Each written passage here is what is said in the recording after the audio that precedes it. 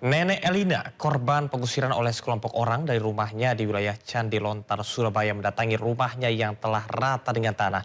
Ia bersama kuasa hukumnya berencana melaporkan pelaku pengusiran terkait dengan dugaan pemalsuan dokumen dan pencurian harta benda.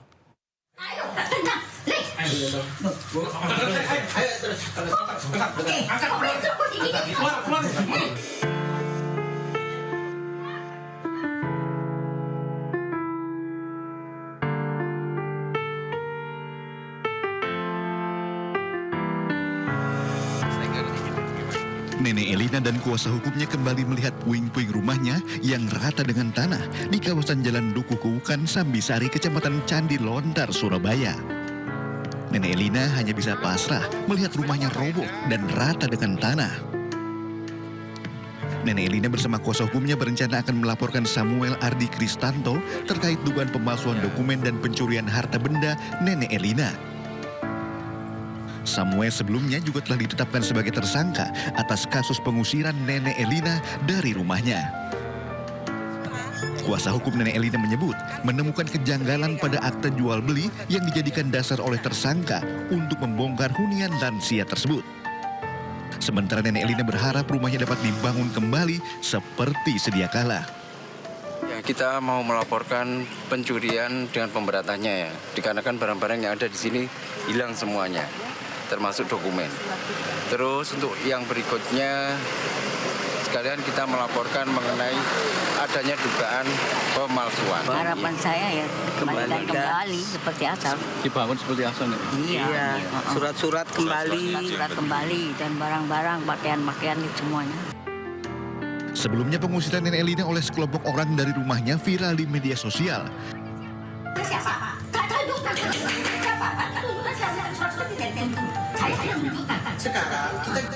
Tidak hanya diusir, kelompok yang diduga ormas ini juga membongkar rumah nenek berusia 80 tahun tersebut.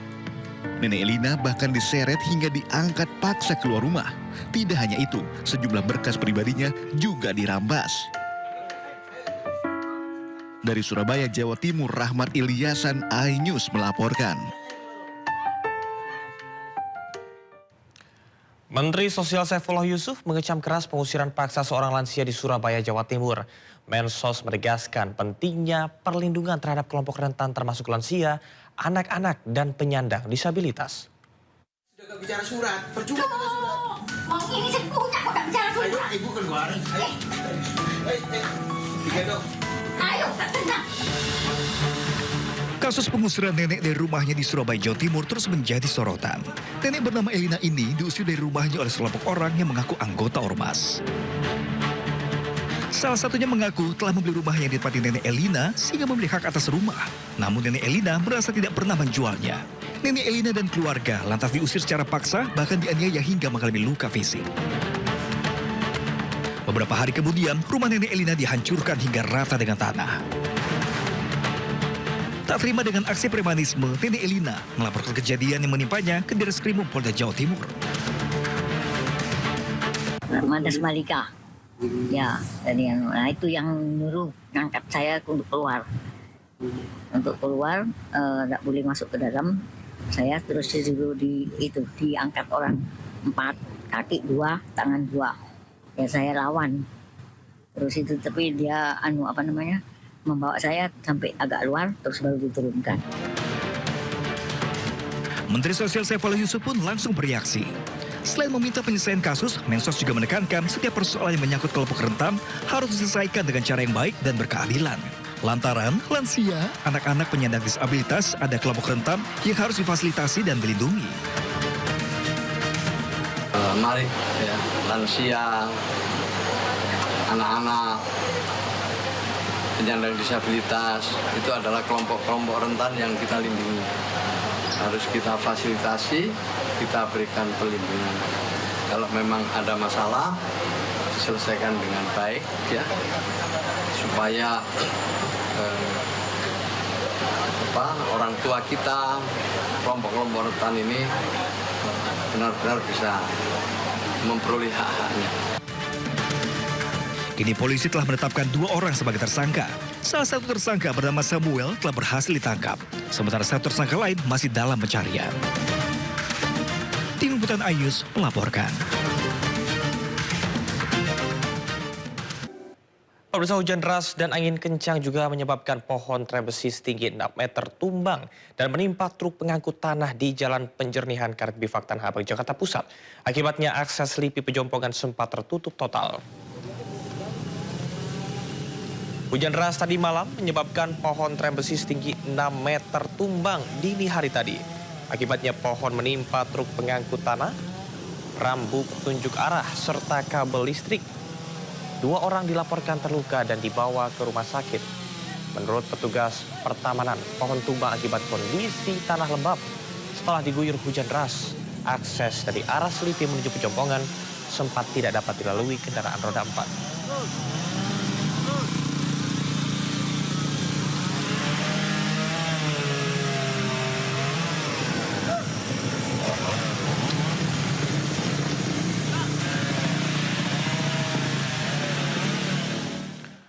Puluhan anggota geng motor dari 2 kelompok saling serang menggunakan busur anak panah dan petasan di Makassar, Sulawesi Selatan. Polisi menangkap 3 remaja di bawah umur beserta barang bukti busur panah.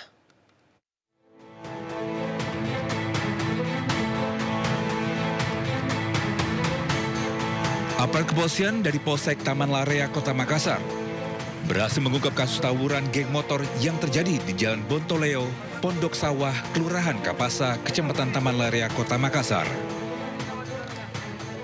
Polisi berhasil mengamankan 3 tersangka pelaku yang merupakan pelajar.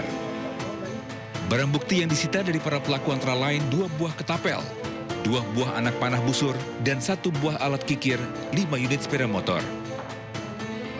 Sebelumnya pelaku melakukan aksi tawuran tersebut dengan menembakkan petasan, kembang api, dan anak panah busur kepada masyarakat yang berada di Jalan Perintis Kemerdekaan, Kota Makassar, Sulawesi Selatan. Diduga pelaku yang diamankan kurang lebih 8 orang dan kemudian 3 orang ini yang terbukti telah menyimpan dan membawa senjata tajam jenis anak panah busur dan saat ini sudah dilakukan proses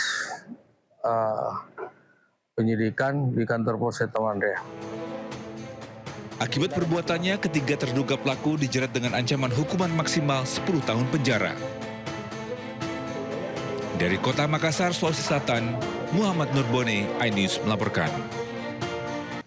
Jakarta bersiap menyambut Tahun Baru 2026. Meski tanpa pesta kembang api, perayaan malam pergantian tahun tetap meriah menghadirkan 8 panggung hiburan.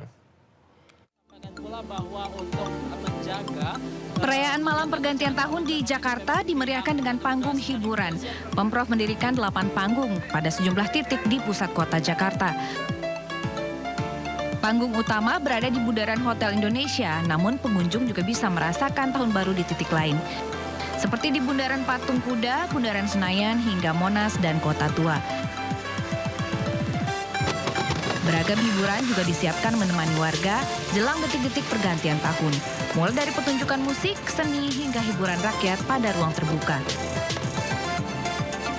Agar perayaan berjalan lancar, jam operasional turut diperpanjang. MRT dan LRT akan beroperasi hingga pukul 2 dini hari. Begitu juga dengan KRL komuter lain yang tersedia hingga dini hari. Sementara itu, Transjakarta tetap beroperasi selama 24 jam.